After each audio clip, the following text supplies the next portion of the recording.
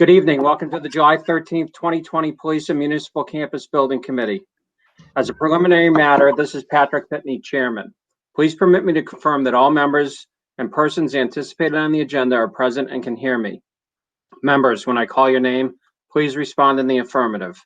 Mo DiPaolo? Here. Kristen Lass? Present. Keith Baldinger? Present. Holly Luke? Present. Kevin Anderson? Present. Joseph Morrow? Present. And Justine Snyder. Justine, have you checked in yet? Not yet. Okay. Staff, when I call your name, please respond in the affirmative. Kevin Mizikar? Present. Angela Snell? Alexandria Martinez? Present. Anticipated speakers on the agenda, please respond in the affirmative. Matt Salad? Present. Justin Hopkins? No Justin. Okay. Jeff McElravy? Jeff, do we have you here? Present. Thank you. Kevin Griffin? Present. Good evening. This open meeting of the Police and Municipal Campus Building Committee is being conducted remotely, consistent with Governor Baker's executive order of March 2020, due to the current state of emergency in the Commonwealth due to the outbreak of the COVID-19 virus. In order to mitigate the transmission of the COVID-19 virus, we have been advised and directed by the Commonwealth to suspend public gatherings, and as such, the Governor's order suspends the requirement of the open meeting law to have all meetings in a publicly accessible physical location. Further, all members of public bodies are allowed and encouraged to participate remotely. The order, which you can find posted with agenda materials for this meeting, allows public bodies to meet entirely remotely so long as reasonable public access is afforded so that the public can follow along with the deliberations of the meeting. Ensuring public access does not ensure public participation unless such participation is required by law. This meeting will not feature public comment. For this meeting, the Police and Municipal Campus Building Committee is convening by Google Hangout as posted on the town's website, identifying how the public may join. Please note that this meeting is being recorded and that some attendees are participating by video conference. Accordingly, please be aware that other folks may be able to see you and that you take care not to screen share your computer unless asked by the chairperson or the staff person. Anything that you broadcast may be captured by the recording. Meeting business ground rules. We are now turning to the first item on the agenda. Before we do so, permit me to cover some ground rules for effective and clear conduct of our business and to ensure accurate meeting minutes. I will introduce each board or staff member who has the lead role for this particular item or guest speaker associated with this item on the agenda. After they conclude their remarks, the chair will go down the line of members first and then to staff members, inviting each by name to provide any comment or questions. I will then call upon the members to offer a motion and then for a second. Please hold until your name is called. Further, please remember to mute your phone or computer when you are not speaking. Remember that unless a document is being shared, your camera feed is triggered by your speaking or background noise. To mute and unmute your telephone, dial *6. Please remember to speak clearly and in a way that helps generate accurate minutes. For others in attendance that are expected to present, please hold until your name is called to present. Please remember to mute your phone or computer when you are not speaking. Remember that unless a document is being shared, your camera feed is triggered by your speaking or background noise. To mute and unmute your telephone, dial *6. Please remember to speak clearly and in a way that helps generate accurate minutes. After your presentation, members of the committee will be given the opportunity to ask questions. For any response, please wait until the chair yields the floor to you and state your name before speaking. If members wish to engage in conversations with other members, please do so through the chair, taking care to identify yourself. Finally, each vote taken in this meeting will be conducted by roll call vote. And with that, this meeting is now called to order. And first on the agenda, we have the minutes of June 29, 2020. Any comment or questions on the minutes? Move to approve. We have a motion to Second. approve. We have a motion and a second to approve the minutes of June 29th, 2020. I will now call the roll. for approval. Mo DiPaolo, Aye. Kristen Lost, Aye. Keith Baldinger, Aye. Holly Luke, Holly lost internet feed. She will try to join via phone. Kevin Anderson, Aye. Justine Snyder, no Justine, Joseph Morrow, Aye. and Patrick Pitney, aye. So that I have that as 6-0 to approve the minutes. Next on the agenda, presentation of the police station, town hall, and senior center programming, design process, and campus layout content. And good evening, Justine. How are you? Good evening. So with that, we have Matt, Justin, Jeff, and Kevin here. I'm not sure who's going to be presenting. Gentlemen, I'll turn it over to you. Thank you, Mr. Pitney. I'm going to share my screen now.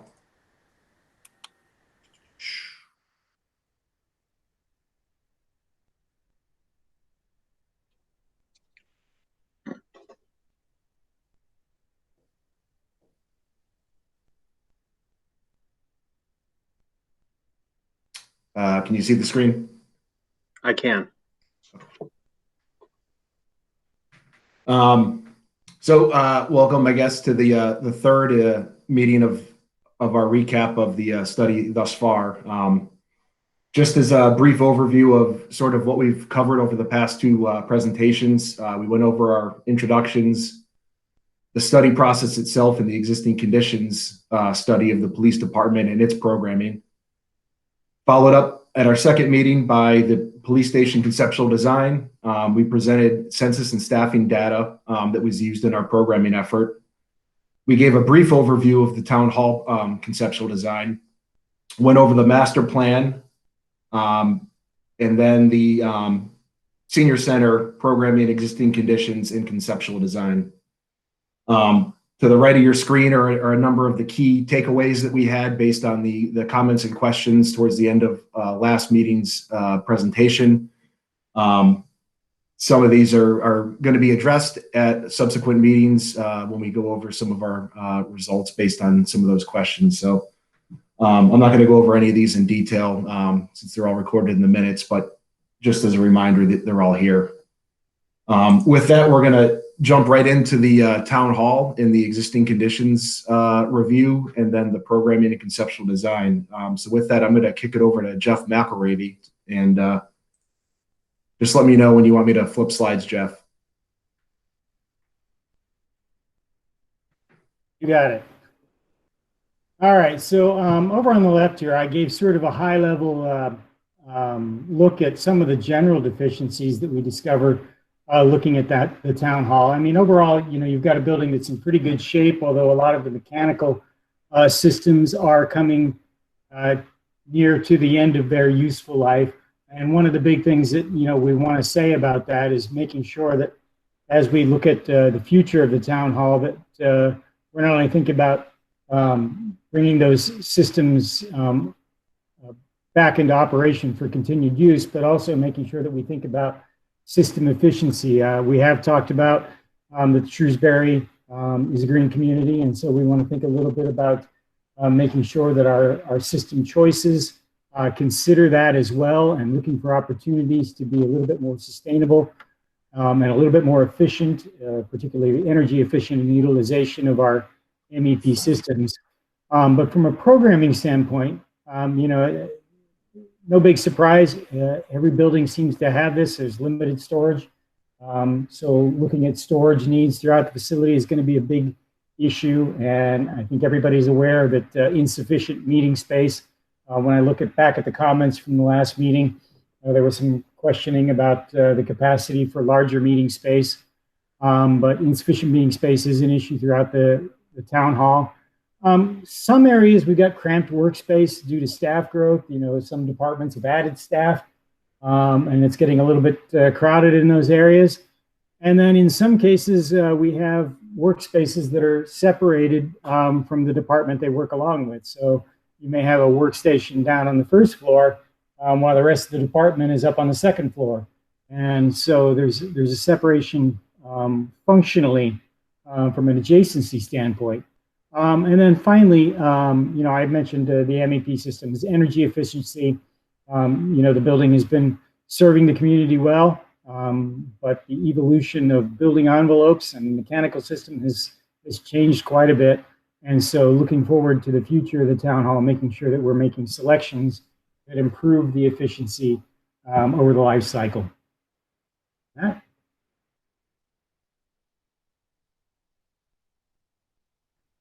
So just a few examples here. Of course, you see the select board meeting room, and then the selectmen's room, which is sort of a big conference space that is sort of eclectic in its use. You can see some storage functions going on here.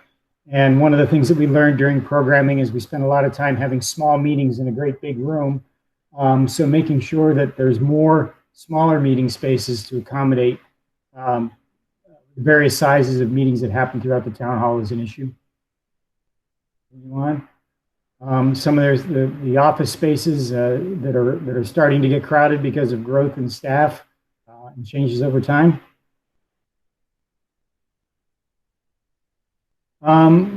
Unique storage solution up here, attic space and storage needs combined here. Making sure that we have appropriate storage for important documentation and materials is really important. And you can see that there's a pretty big file load in some of the office spaces as well. And then, of course, conditions of staff facilities, particularly with regard to handicap accessibility, ADA accessibility, making sure that we're thinking about that all of the things that happen in the town hall have the ability to serve all sorts of members of the community. So thinking about that as we look forward into designing future space or alterations to space in the town hall. So from the programming effort, the program document here, we have some areas that have satisfactory space. We have some areas that have an increased space need. I thought I would very quickly sort of go through some of the highlights of increased space need. And of course, the first one, happens in the public areas. We are anticipating a greater need for a variety of meeting room spaces within the facility. So we've got some additional conference rooms. We also took a look at the anticipated fixture count, the plumbing fixture count of the building. And we do see that with expansion or growth that we may need to address the fixture count to comply with code. And that certainly gives us the opportunity to address some of those accessibility issues in terms of restrooms as well.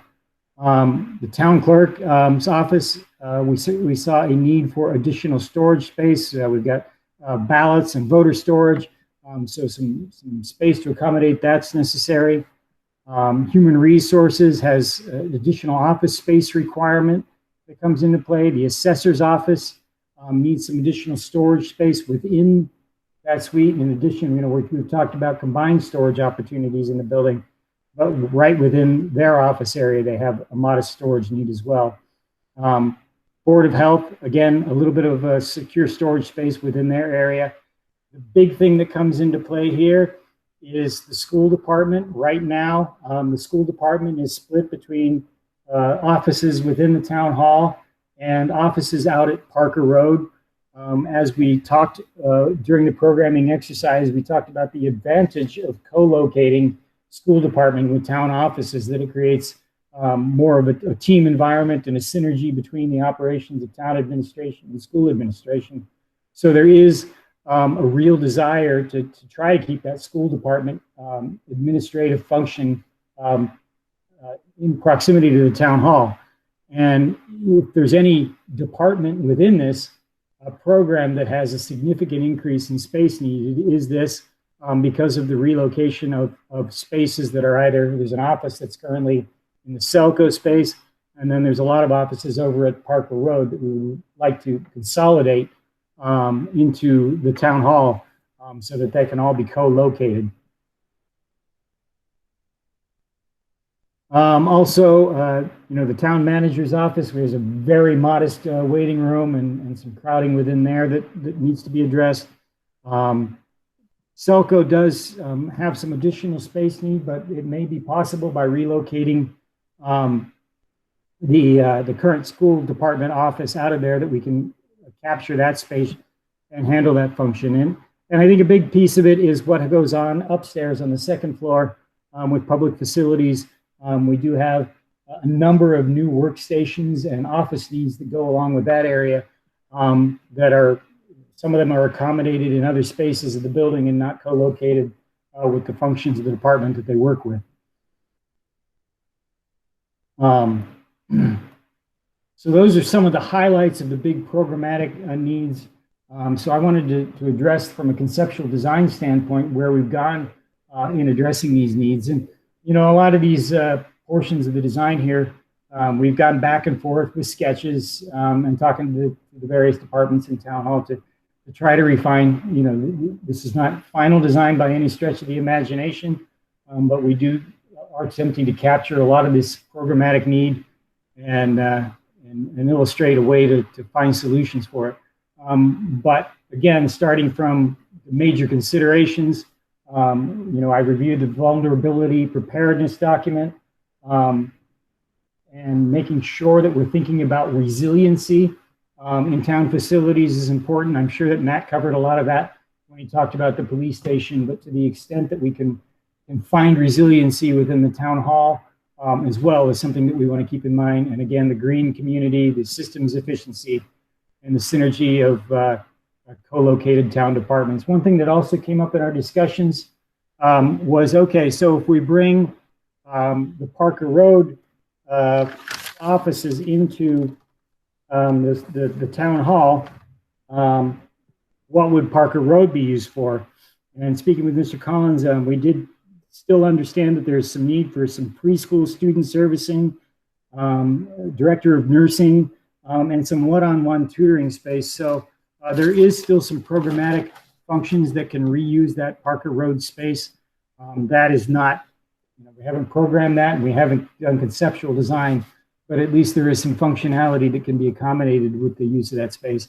And then the last point that we wanted to talk about is we are aware that, you know, the upper floor where facilities are did have a renovation in 2017. So we've got some new space to work around there. And so as we looked at this, we tried to be as respectful as possible to the existing conditions in the newly renovated space while still trying to accommodate the programmatic needs of getting additional workstations and office space up on that upper floor. So really quick before we jump, no, go back to that site plan, Matt. Really quick before we jump into the floor plan, just wanted to revisit the conceptual master plan again, and you can see that the town hall sits in the middle of this drawing, and that darker brown area is the proposed addition area that we're looking at off to the left.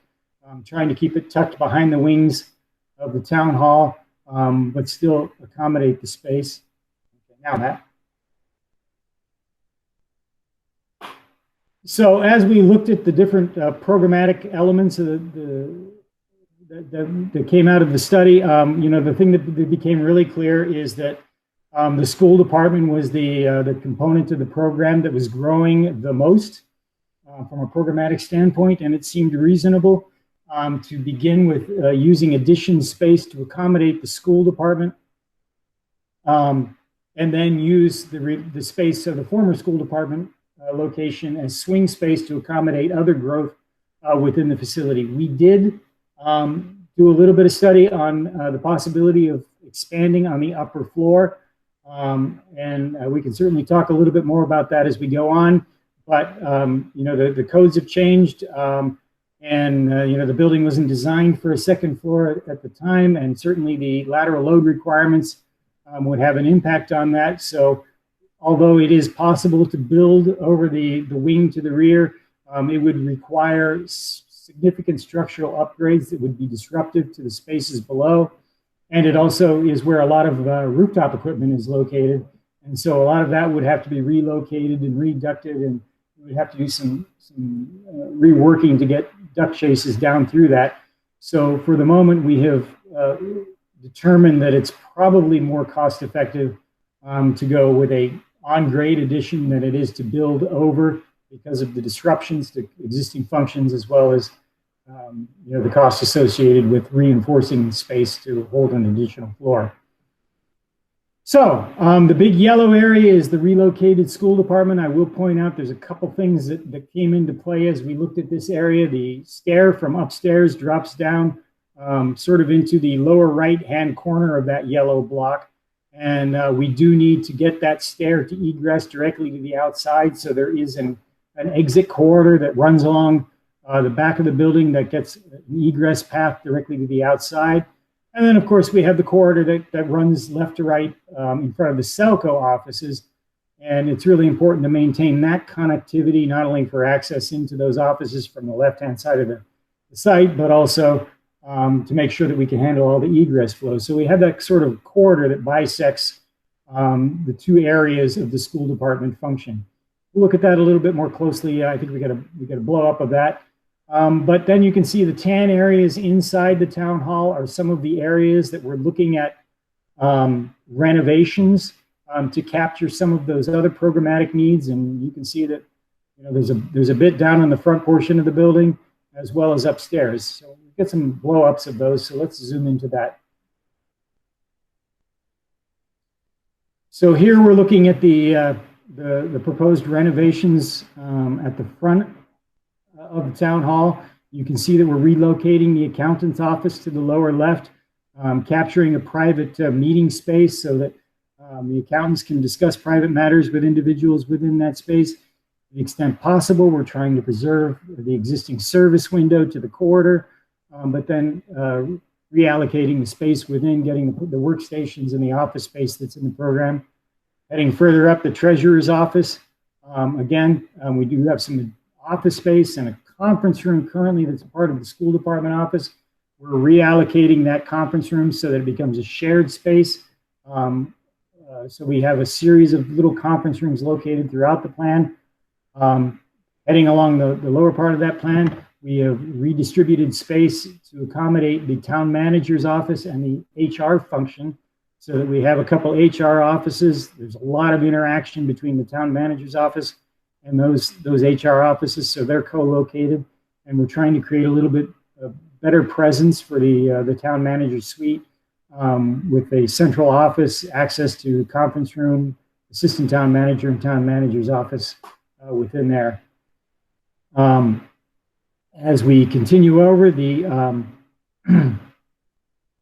we're capturing some space to create a copy mail room. Right now, that function happens in the kitchen. We're getting that function out and creating a little space for that. And then the remainder of that space will go over to storage to handle our voter and ballot storage. Just above that, you'll notice that there's a little restroom. One of the space needs that came up was a lot of staff will have evening meetings, and maybe you want to go out for a run, maybe you just want to get freshened up before a meeting. So we are providing a single unisex toilet that does have a single stall shower. There's a little bit of locker space outside of that, so that you have that opportunity as well. Heading back over, there is a conference room that it's got a movable partition, so it can be subdivided into two separate conference rooms. But up in the upper right-hand corner, you'll note there's an alternate arrangement where it's set up more for like a board meeting, where you have a front table and seating. So there's a number of alternatives for how that space may be utilized. Continuing down past the hall, the kitchen is not showing renovated, but I think the important thing to state there is we're getting that mail function out of there, so that space is totally available for the break room function it was intended for, and that will help take some of the additional load from the additional folks that are going to be occupying the facility as well. Board of Health has new office space with reusing an existing office and sort of repurposing or reworking the furniture arrangement in there. Likewise, down below that, the assessor's office, we do capture that additional storage room I talked about, the workstations, as well as the private office, and a small conference room off of the hallway. So right here, we've managed to get that conference room, the shared conference space in the middle.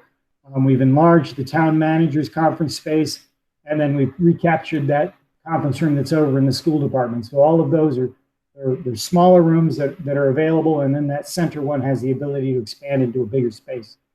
What isn't highlighted on this plan is we have talked about maybe looking at high density storage within the vault area so that we can handle more of that documentation. So that's the room right next to the Board of Health office to the right. And then we are showing a little bit of a rework in the building and planning department. At the end of the day, we decided, we do have some shared offices for the inspectors and the planner, but really just reworking the workspaces so that you get a little bit more better flow and a little bit more storage capacity, and also utilizing some of that excess storage in the vault so that the space isn't quite such a warren of stacked up file cabinetry. So that's the front area, the renovations that we're looking at there. Matt, if you can continue on. So over on the left, the school department, what we've got to the north of the corridor is a conference room that serves the school department. We've got the superintendent's offices, some assistant superintendent's offices, and we get sort of the finance offices up in this area. Also, our main public service point for the school department happens at that workstation right up the corridor where we have 2 workstations, one for the regular desk attendant, but also when we're doing registration, we have the ability to have our registrar there as well. There is a little private meeting space. Sometimes during registration, we have to do Google Translate to help with folks that speak a different language so that we can do the registration, and we can do that in a little space where we can do the translation. There's a storage room up in there, and then also this is where the restrooms that would serve this portion of the building. Again, this helps us pick up our overall public toilet facility count, but also gives us the opportunity to introduce accessible facilities in this portion of the building. As we head south of that hallway, we've got a little waiting area outside directly across from the front desk. We have a shared kitchenette where people can drop off their lunches and have access to coffee and that sort of thing. This is a modest space, but then you get access into the rest of the suite where we have additional assistant superintendent's offices, where we have our student services, our HR offices, our clinicians, clinical coordinators offices, as well as workstations that go on with that space. There is a separate entry that comes in down at the lower left. So our special ed and student services visitors can come in and get directly served from that end of the building as well. And then finally, up against the existing building, we do have 2 high-density file storage rooms. There is a significant file load that we're picking up from not only the existing school department offices, but the Parker Road offices, and that's broken up so that we have a secure file room, smaller one up above, and then a larger file room for most of our enrollment files along the wall as well. In the lower right-hand corner, just before you head off to that hallway, there's a copy room there. On the other side is our public facilities, and you'll see that, if we look at that, the 3 offices on the lower left are existing. The 2 offices, the small ones, are existing. We are grabbing an additional office up above that cluster of 3 offices, and then reworking the furniture so that we get 6 more workstations in there. And then we've got a couple islands of file storage in there as well. If we come off of that public lobby that serves public facilities, we still have the conference room, and we still have our private office up in the upper left-hand corner, but then reworking and getting more workstations within the open office suite, and 1 more small private office next to the director's office up there. One big difference is we are capturing a small copy room here, which will hold the plotter and the copying machine for that area. I don't know if anybody's that had the pleasure of working right next to a copy machine appreciates the need to close that off and isolate that function so that you can focus on work. And so that is available so that you can come up the back stair from the building department and access that plotter. but also is available to all the folks on this floor as well. We have not renovated the 2 handicap accessible toilets up here. I will point out that right now there's a little bit of a clearance issue in the men's room. We want to take a little closer look at as we go forward, but right now the plan is to try to preserve those from the 2017 renovation. So most of the hard walls are staying in place. We're adding a few to create 2 new offices, and then it's about reallocating the space to get the workstations that are necessary. Well, I said a lot really fast there. So, some of the next steps as we continue forward, and I don't want to preclude the opportunity to have some discussion about all of this, but just give the big picture is, Matt had a number of comments from the prior meetings that we need to address. We're going to have to do some elevation design and start getting some buy-in on the aesthetic character of the buildings that we're looking at, so that we know that we're doing the right thing for the community here. And then we would like to get cost estimating rolling in August, so that we can have numbers ready to take forward to the community later on, and still have some time to talk about that and share that information with the community. I think what we'll do before we get into, I have a couple discussion items there that talks about building committee role and frequency of meetings as we go forward. But I think what I'd rather do right now is go back and have a little bit of a dialogue about some of the things that we're looking at tonight. If you have comments and questions that we can address for you, we'd love to do that right now. Okay, thanks, Jeff. That was very thorough, a lot of information out there. So committee, anybody from the committee have questions? What we got here?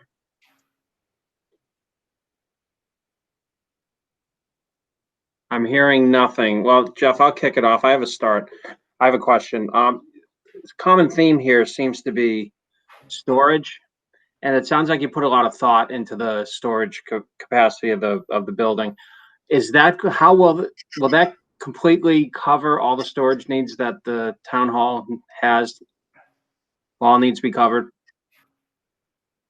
The 2 things that came out of the programming exercise were the need to increase that document storage. We believe that the utilization of that high density, not only in the school department, but in the vault, is going to do a very good job of picking up a lot of that high density needs. We spent a lot of time, particularly with the school department, but with other departments as well, looking at what their file storage capacity is currently, and looking at our conceptual plans and making sure that we had that capacity plus more.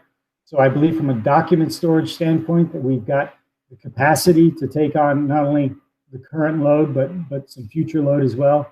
The big storage need that came out from a physical, we need to store equipment, was that voter storage, ballot storage room. Getting that room right in the middle of the building, I think, accommodates all of that. It exceeds slightly the programmatic area. And then getting that mail and copy room also introduces some additional capacity. So, having said all of that, I believe that we've accommodated the storage need. I'm always one for looking for opportunities to find future storage space as well. Sure. Because those things always grow. Well, that's kind of where I was heading, and I didn't know, and this may be more of a question for Kevin, but Kevin, is it possible? It sounds like we may be freeing up some space at Parker Road, and when the school opens at Beale West, is it possible to archive certain things and get them off-site to create more storage room and or possibly more meeting or common space?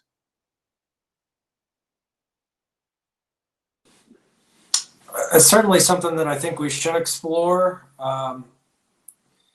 We do have off-site storage that's available to us at both the Floral Street School and at the library. The library had a specific area designed for dry storage and paper storage.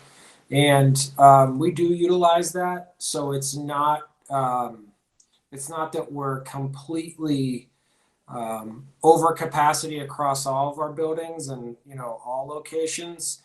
What we seem to be lacking at the town hall is storage, appropriate storage for things that we need more near-term access to. For instance, like the town manager's office, we have kind of like a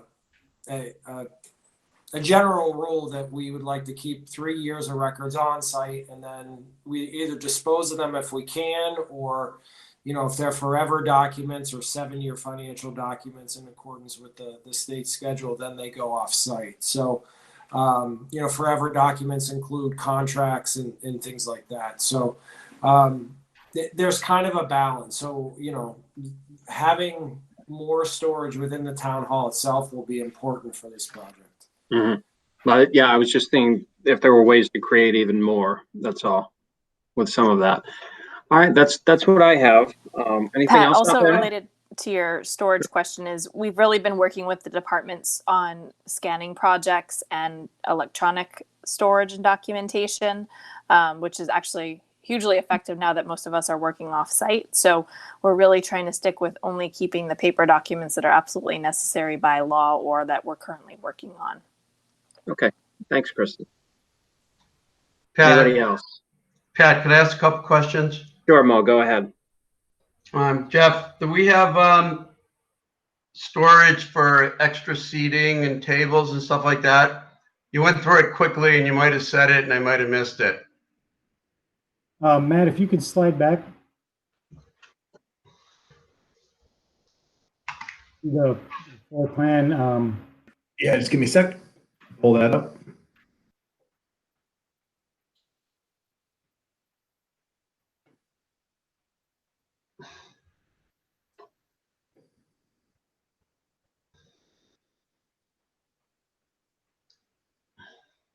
Yeah, so if you go where the combined conference room area is, I think that's the next plan.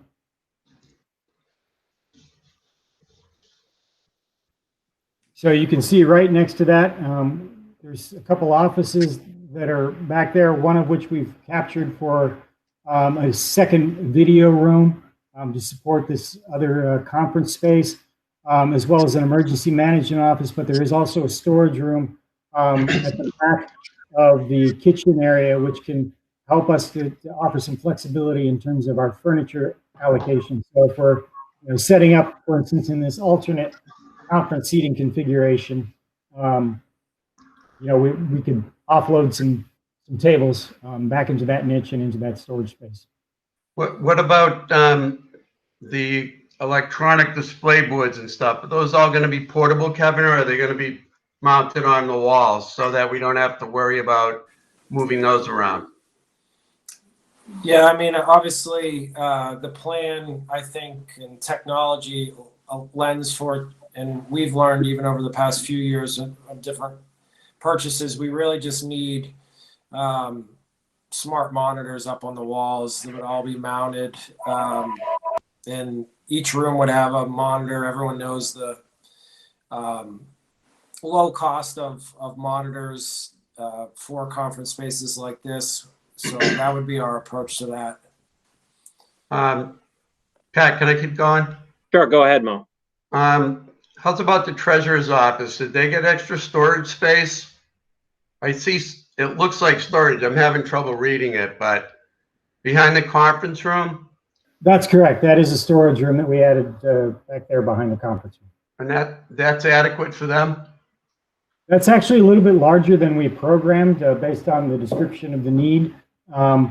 That conference room currently is a little bit smaller, so we can keep refining to make sure that we've got the balance between conference space and existing. It's a little bit smaller. I've actually increased the conference room and brought the storage room down a little bit from the way it is existing. So there is the opportunity for balancing that a little bit. Okay, one more question. What about the voting machines? That's that storage room right in the middle to the left of our shared conference area, just behind the copy room. Okay, I see it. Thank you. Very good. Anybody else have anything for Jeff on the town hall? Yeah, I do, Pat. Sure, go ahead, Joe. So just in looking at this, I know one of the concerns last meeting was public meeting space, and I do see the conference alternative seating plan. and I assume the selectmen's room also, is that going to be enough for public, or are you just looking for space for everyday use type of meetings? So that conference room in the middle has the capacity for opening up. Obviously, you know, it can be 2 smaller conference rooms during the day, or depending on the kinds of meetings, and opening up the larger conference room. As you pointed out, the select board meeting room is still available, and that's a larger space. We never necessarily discussed that any of the conference rooms that are provided were strictly public or strictly staffed. So I believe that they would all be available, including the additional ones that we talked about over at the police facility. One of the big issues that we did talk about is how there's so often meetings of 3, 4, 5 individuals in that great big selectmen's workspace, and that ties up the whole room. And if you have another group that needs 3 or 4 or 5, 6 people, that whole big space is taken offline. By getting a variety of different sizes throughout the facility, now we have more capacity during the business day to handle a lot of that. And you are correct that, you know, from a larger conference room, it's the selectmen's meeting room and the shared conference room in the middle. Okay, Joe Morrow again. Yeah, that's good. I just wanted to make sure you guys were all set with that. The other thing, getting back to storage, is the vault area, because I know a lot of communities have sensitive documents, older documents that relate to the town. Is that climate controlled, or is there any plan to have that controlled or anything like that? I guess that's probably a question for Jeff. Yeah, I mean, as we go through this, we went through the renovation process. There are archival standards that we would have to comply with. So the humidity control and temperature control would be something that we would have to look at. You know, again, a lot of the systems are at the end of life. And so it's going to make sense to look at upgrades, where necessary, replacements. And then all of those areas would be brought up to the standards that apply to that. I think one of the big things that we've also talked a little bit about is not only thinking about more energy efficient systems, but also thinking about the climate that we're in now that has us all meeting on Zoom. How do we make sure that we're putting in systems that will help us deal with these kinds of events in the future? And so making sure that we're recycling less air, that we're recovering heat, but not recycling air, I think is going to be a big deal that we'll look at as we look at system design. Okay, thank you. Joe Morrow again. One more question, Pat. Sure, go ahead, Joe. I think I read in the feasibility study that the building was partially sprinkled based upon when renovations were done. And this might have been answered already. And I don't know if the whole building is going to get upgraded when this is done, or what the deal was. I may have missed it if you said that it was going to be done, or if it's partial. If it's already done now, that you don't have to answer the question, but I wasn't quite sure what was going on with that. Yeah, there's a number of separations within the building, rated separations. You can see actually one of them is right there above the storage room and conference room, where you have a pair of doors on hold opens that isolates, essentially creates a fire separation between portions of the building. We could absolutely look at expanding sprinkler systems throughout the building. That would increase, obviously, the cost, because you'd have to open up ceiling space to do piping. I would expect that any addition that we would do, we would go ahead and sprinkle, but that we would leave the option of sprinkling the whole building up to an as-needed basis by code, and whether it makes sense from a cost perspective. You are disrupting a number of areas already, so it might make a lot of sense to just start thinking about that. So at the moment, we have not discussed expanding the sprinkler to the whole building, but it's something that we can look at. Okay, just coming from my background, it would be something I would like to at least see or cost out anyway, just so we have an idea of what it would be like to bring the whole building and have it protected fully at this point. Yeah, I tend to agree. I'm a big fan of taking that step to protect our municipal assets. And part of the existing building code, depending on how invasive the level of renovation is going to be, if we hit a certain amount of it, we're going to have to sprinkle the whole building up to the current code anyway. Thanks, Joe. Okay, that's all for me, Pat. Thanks. Very good. Anything else out there? Pat, Kevin Griffin. I wanted to ask a quick question. Sure, Maybe it was asked or was answered by Jeff, but it looks like in this new conference room, Jeff, that you guys are putting in, you're almost putting an accordion door in there too. Is that right? That's a folding partition, yeah. That's Yeah, correct. so you can subdivide that into two smaller conference rooms? That's correct, yeah. The arrangement right now, the word conference would, sort of slides right across where that partition would close to give you that capability. And we did talk about, that if we're going to do a movable partition, that we've got to pay real attention to making sure the acoustics of it work, but also the functionality of it works. We don't need a movable partition that's problematic to operate and then doesn't achieve the end goal of creating acoustic isolation. We have had a good amount of experience in doing that with some of our other municipal and corporate clients, so we can offer some good options for that.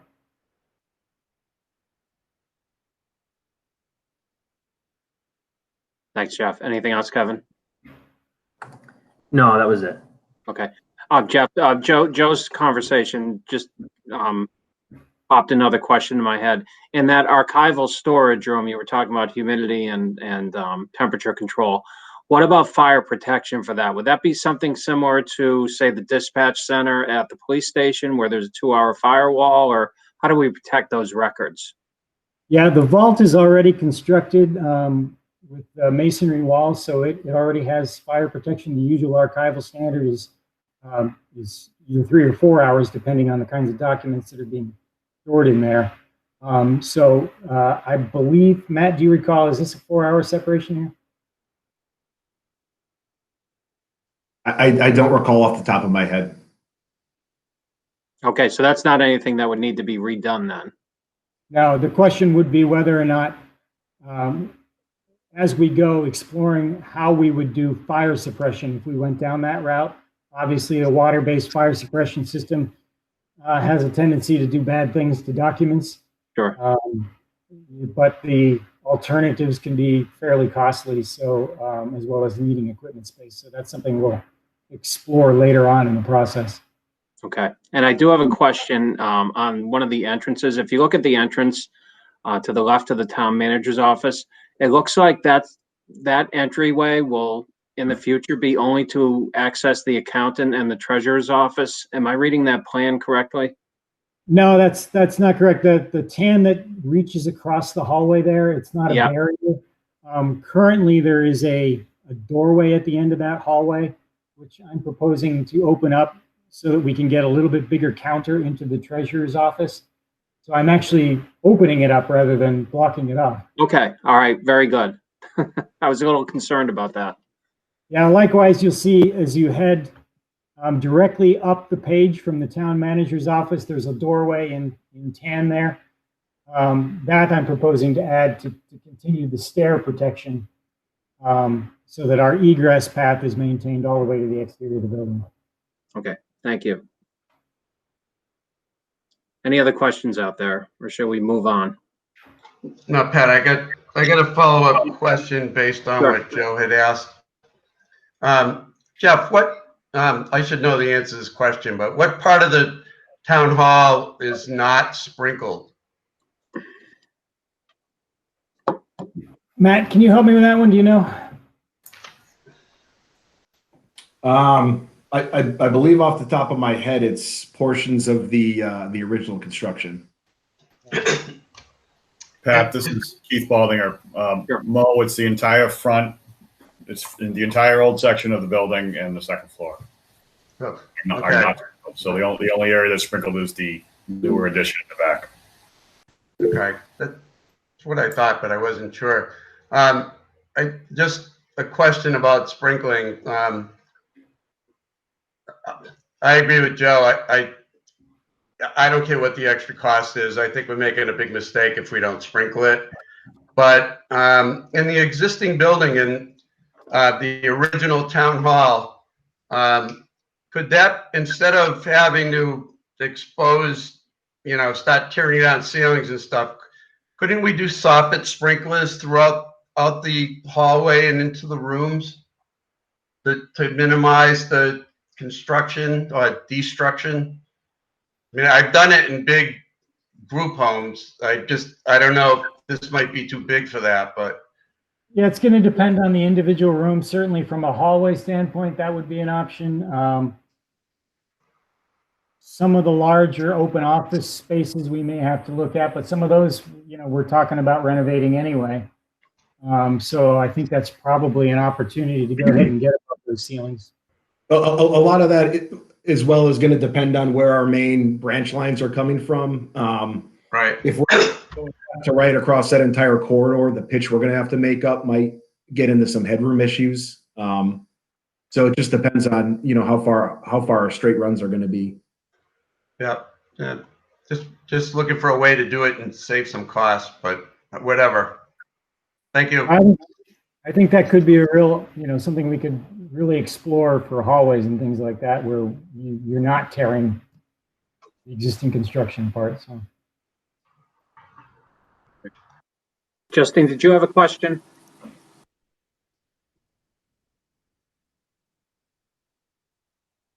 No, I thought I saw it. Yes. Okay, go ahead. I was just wanting to make sure that all these areas in the town hall, are they handicap accessible? And which parts are and which parts aren't, if not? All new and renovated areas would be compliant with handicap accessibility requirements. Right now, whether or not we renovate all of the existing bathrooms is a question. We do have enough new facilities that we may have some latitude there. Sometimes it's just good practice to go ahead and do that, but some of the two existing rooms, for instance, in the older part of the town hall, are going to be more problematic for handicap renovations. We're going to lose fixture count to do that.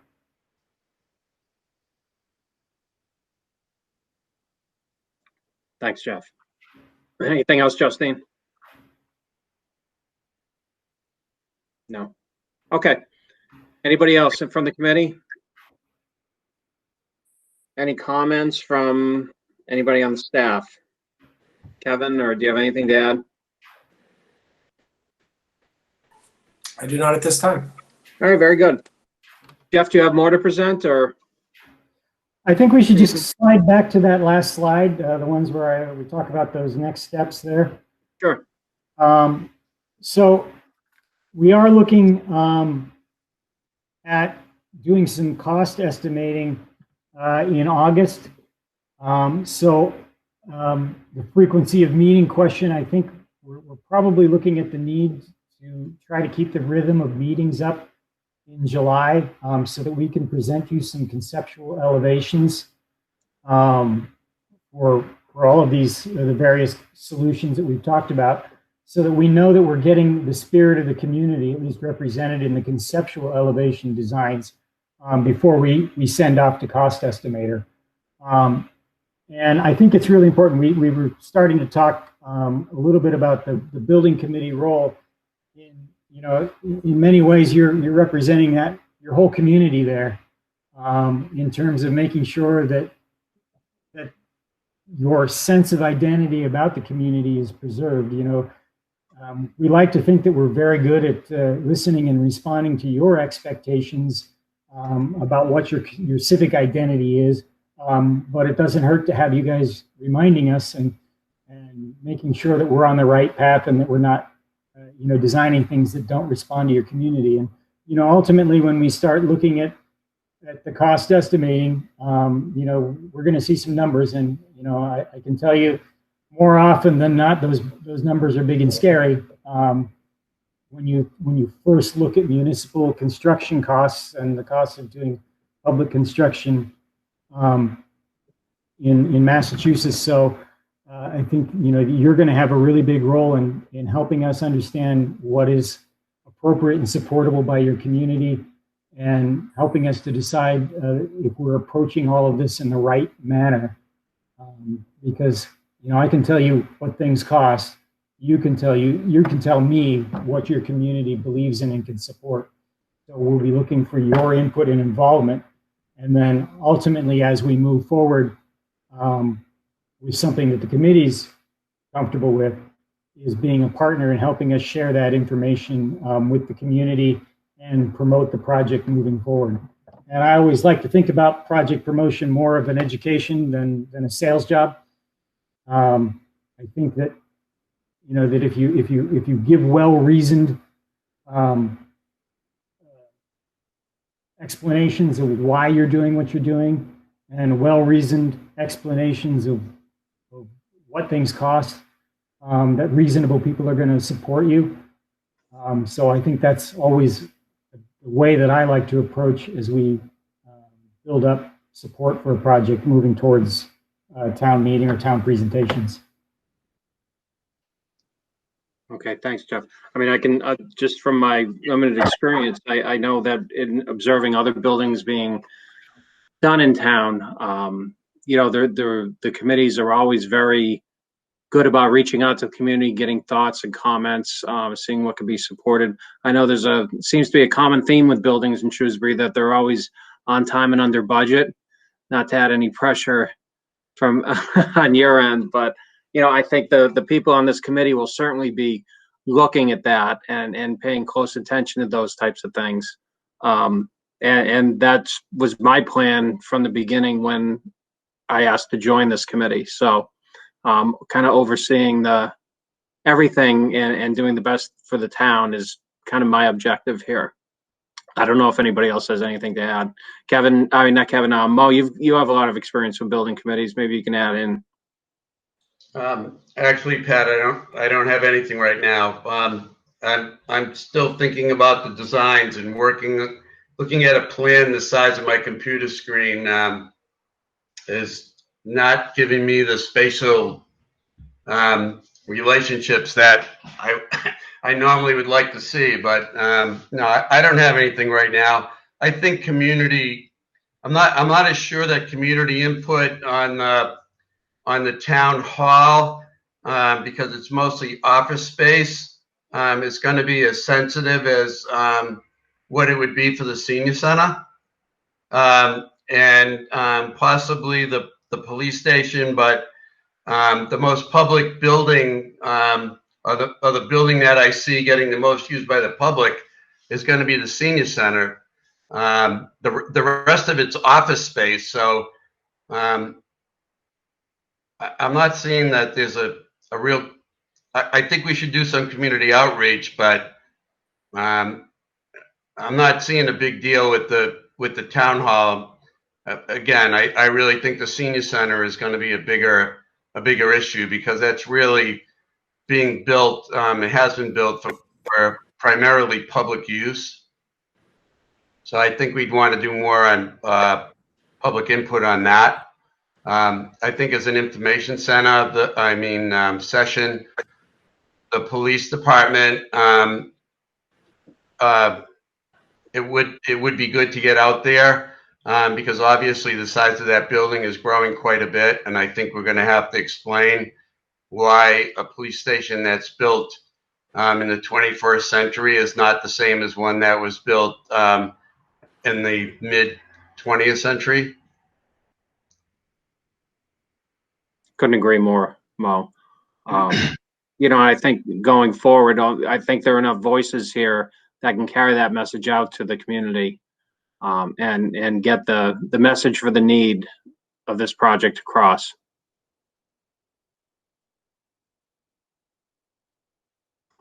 Anything else? Anybody have anything to add? Kevin, your thoughts? Kristen?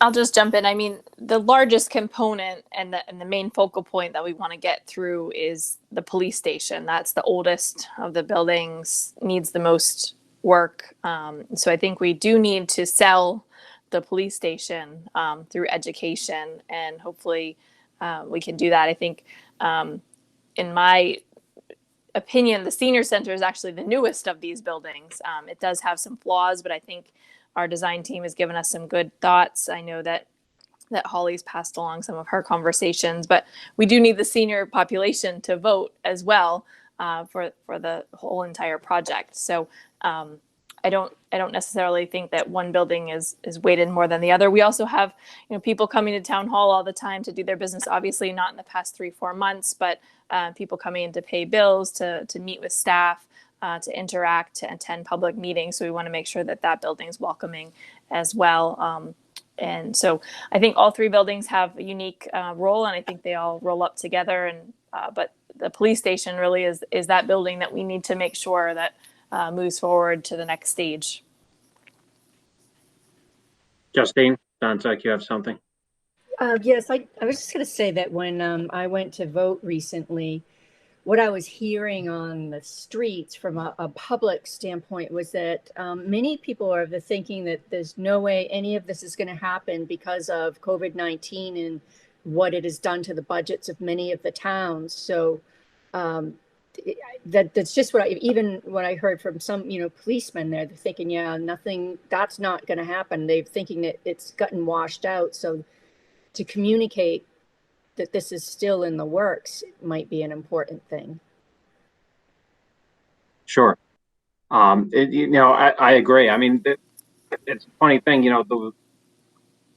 I've seen some of the same concerns. I've heard some of the same things, but a lot of times at times like this, if you look at, some of the downturns in the economy, those can actually be advantageous for projects like this, whether it's interest rates or some of the costs or some of the things like that. So I think I would like to see us just keep moving forward as if we're planning on doing this on the same timeline as we were before. I mean, that's my thoughts.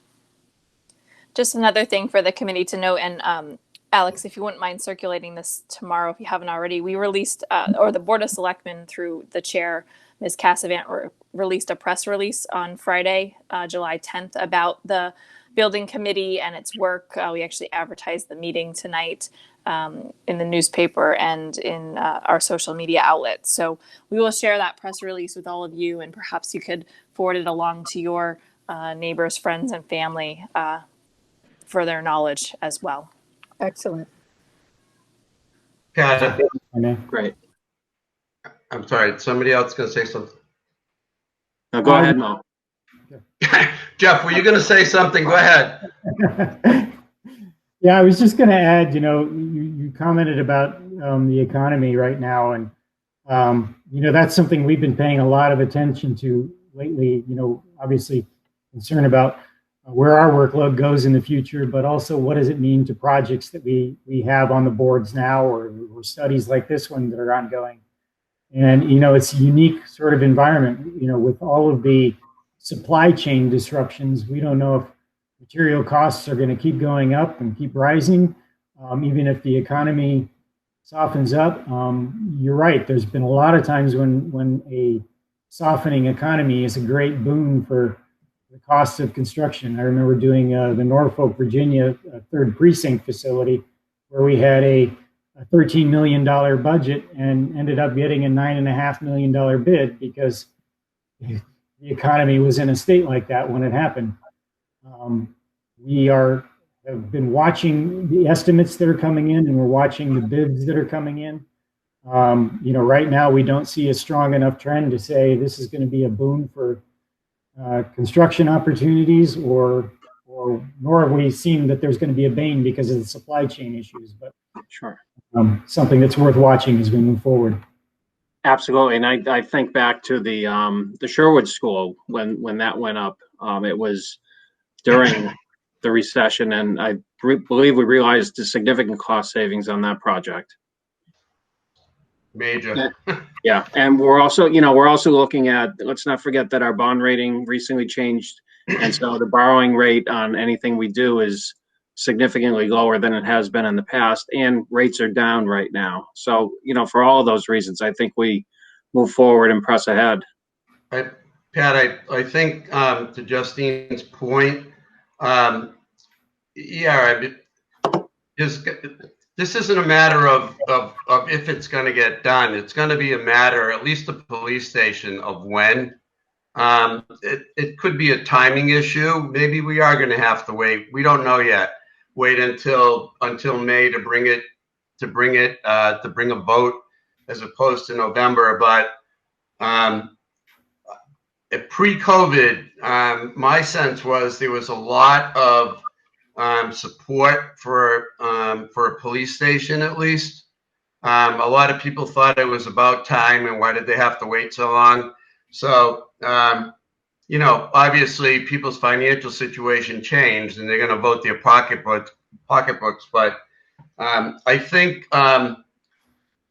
this committee needs to worry about the design and the cost and how we're going to get it built.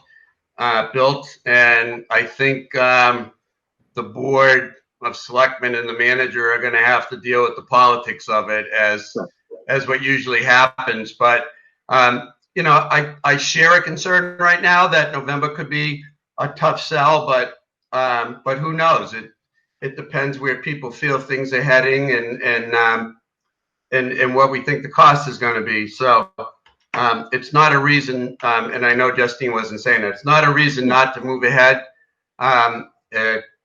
You know, Sherwood got delayed for several years because the SBA decided to change all the rules on school building, and it ended up actually, I think, creating a better project in the end. So hopefully, Chief, we're not going to have to wait 7 years, but I mean, we'll keep pushing it, but it's something to keep in the back of our minds. But I think that's really something that the board and the managers are going to have to grapple with over the next few months. Right. No, I don't disagree, and I don't disagree with Justine either. I wasn't implying anything there. I just think, you know, we're at this point now, and I just think we just need to keep planning going forward, and then we'll let the rest of it will take care of itself. Pat? Joe Morrow. Joe, go ahead. So, like any project, obviously, the crux of it is the finances and the money, and that's a big concern for the taxpayers and the residents. I think one thing that would be helpful, and this is not my wheelhouse, and maybe the finance committee or the board of selectmen can do an estimation of what's coming off the books as far as the bonds, and you know, what this will do to the impact of the tax base for the average citizen. So if something's coming off the books, you know, is being retired, a bond is being retired, how is this going to affect and get built into that? And I think that would go a long way, you know, and I think this committee really should be part of that and supportive of that, depending on what those numbers look like. And that's a huge, I think that's a huge thing for people to be able to see that. So they don't think they're getting killed on their taxes because we're building another new building or adding all these things and nothing else is coming off the books that we just keep adding on to. That's a great point, Joe. Thank you. And I know Kevin, as a member of the Finance Committee, Kevin and before him, Dan, were always very good about presenting that. I know something that the Select Board pays close attention to. And you're right, as you know, and it's part of investing in the community and in infrastructure. As things come off the books, it makes for a better time to invest in new projects without having a significant impact on the tax rate, which I don't believe the townspeople are looking to do at this point. So thank you for bringing that up. Anybody have anything else? Jeff, you have anything else to present? We just have a meeting schedule, I guess, to look at, unless there's anything else out there. So Pat, with Kevin Griffin. Oh, sure, Kevin. We did see some bids come in recently that were pretty favorable because some subs are kind of weary of what the next year is going to hold. But we also know that everybody is completely inundated with work right now. So I think it will be interesting to see that in 6 months, what bid pricing is doing at that point. And we may be seeing that downward trend in bids like we saw in the last recession. But I think if you look at any bids in the next 6 months, they're probably going to stay where they were. They may even creep up just because of everything Jeff said with the prices of getting goods in the country right now and the amount of work out there. Sure. Okay. Thanks, Kevin, for that insight. Yep.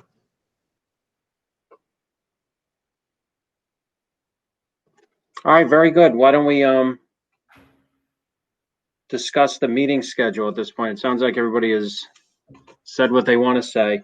So Jeff and or Kevin, what are you looking at for meetings? What do you would like to see? Once a week through July, or more frequently or less frequently?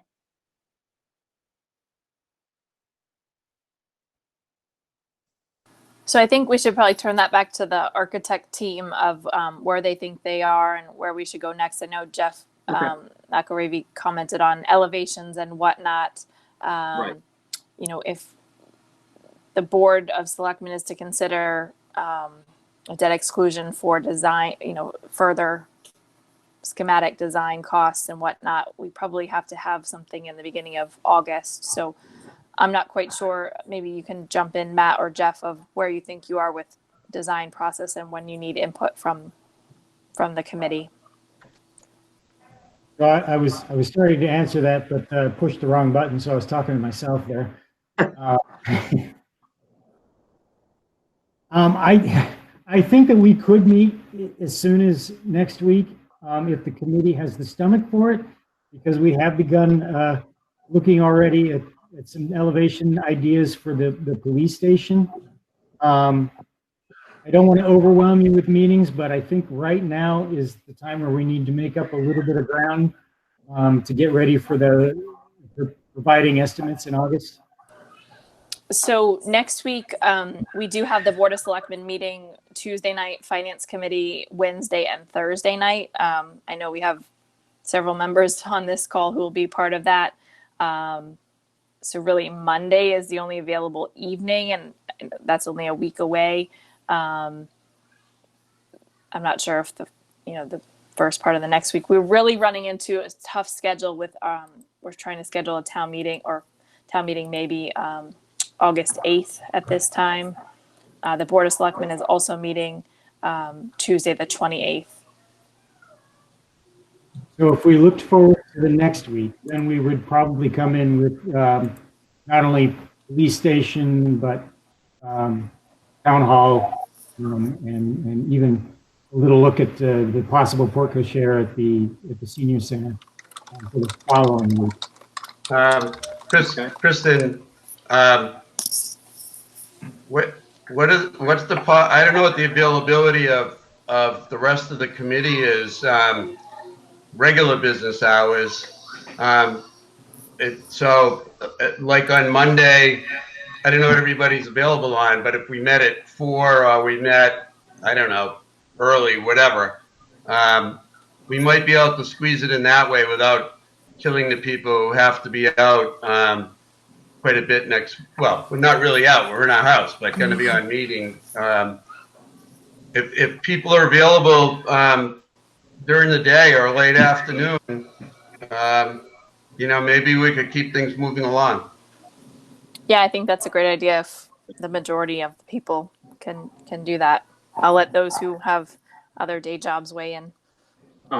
Yeah, I mean, I'm available as of 4:30. I'm at work until 4, but I can certainly be ready for 4:30. Is this something we should have? Do we have Alex put out a survey with various times for next Monday and see what works? Yeah, I can put out a poll. Would that be easier that way? That way people can look at their calendars instead of having to commit right this very minute. Sure. Yeah, if we could do that. And then if that does not work, then I think we're almost forced to go to the 27th to what Jeff said, and we just expand on the elevation plans and maybe spend a little bit more time that week. Yeah. Pat, just one other thing though, if I could. I'd like another crack at looking at the council on the senior center before we start getting into much more design. I really have concerns about that. Maybe the space layouts meet the programmatic needs, but I'm just concerned about how inviting that building's going to look with the way it's going out. And I think if we could spend a little time talking about it before we get too deep into it, it would at least make me feel better. Okay, I think we can add that to the agenda. Jeff, can you prepare something for that? Absolutely. we'll include a more in-depth discussion on the layout. Or we can Of the even, Mo, we senior can center. set up a call offline too if you want with the architects. Sure. Depends how the committee feels. So Yeah, Sorry. Justin and I have kicked around some ideas. So if either in the interim or at the next meeting, I'll have some revised drawings that sort of reflect the conversation with the last one. And even if we can meet offline to just discuss it, to have something to bring back to the committee, as opposed to sitting and discussing it and have to wait another week. I'm available if you folks want to do it, and the rest of the committee is agreeable that we take a look maybe with Holly and bring something back to the board. Just flesh out the ideas before we get too far into it. Do we need to vote on? Do we need a motion on that or a vote? I don't think so. I think Okay. we're good. All right. Everybody okay with that? With Holly and Mo kind of getting a preview of offline, and then they can bring us up to speed at the next meeting? Sounds good. I don't hear any no's, so why don't we go with that plan? All right. And then Alex, you're going to send out the survey for the meeting next Monday. Yes, and I'll also include the 27th just as a backup. Okay, very good. Thank you. Does anybody And have anything else? Do we want to talk about in terms of meeting schedule from here on out? If Jeff or Matt have any thoughts, or if Kevin Griffin has any thoughts, just so people can plan. It's going to be a busy time. It's kind of, the summer is going to be dwindling down faster than we know it, and back to whatever type of schooling there might be or whatnot. So what are the thoughts on time frame of meeting here on out after that?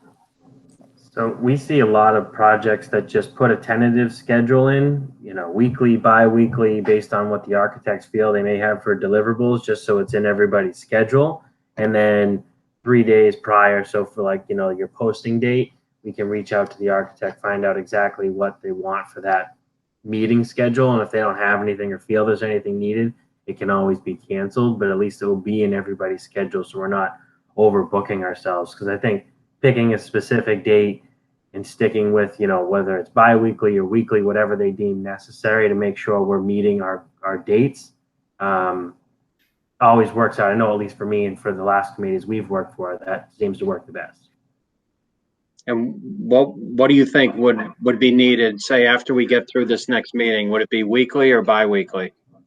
I think it probably bi-weekly. Bi-weekly? Yeah. So that would bring us to the middle of August, end of August. So 2 in August, 2 in September. Yeah. So, as you go towards town meeting time, there's August, September, October, that's 6 meetings. Right. So. Okay. Again, this is new to me, so I'm kind of going off of your experience and your lead as to what you need from us in order for meeting time. And normally a bi-weekly schedule works really nice, because that way we get enough progress to have meaningful discussions, and we're not so far apart, can't really engage, particularly as we start wanting to do community outreach with the project. A little bit of scheduling, a little bit of planning is very useful from the committee at that point. Okay, very. Is there going to be, Kristen or Alex, is there going to be an opportunity to set a regular meeting night similar to the board or Board of Selectmen or the Finance Committee or any of the other boards?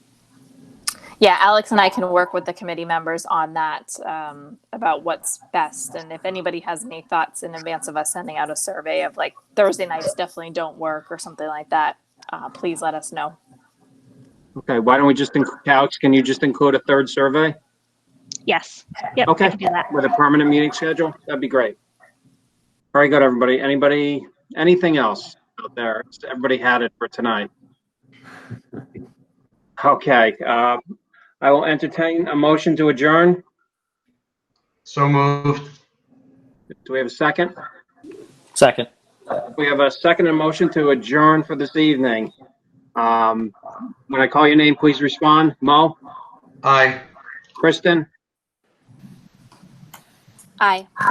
Keith? Aye. Holly, Aye. Kevin, Kevin Anderson, aye. Justine, Aye. Joe, Aye. and myself, aye. So this meeting is adjourned. Thank you, everybody. Have a good night. Have a good night. Thank you. Thank everyone. you.